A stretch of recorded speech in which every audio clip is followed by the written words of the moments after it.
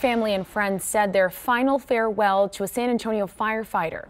Lieutenant Max Welten died last Friday. His funeral was held today. We sent photojournalist Cliff Goyang. The tremendous courage that he had, the grace,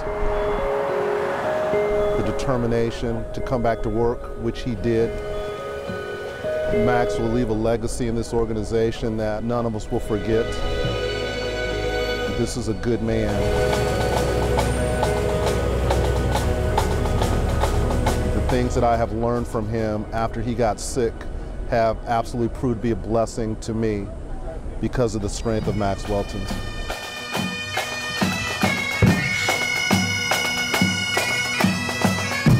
This is our chance to show the citizens of San Antonio, again through a celebration like this, what a firefighter means. All uniform personnel, present arms.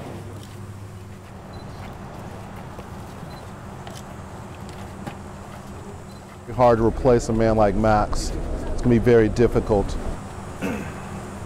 Max is going to live on every time you see a fire truck or an ambulance through the legacy that he's provided each and every one of us.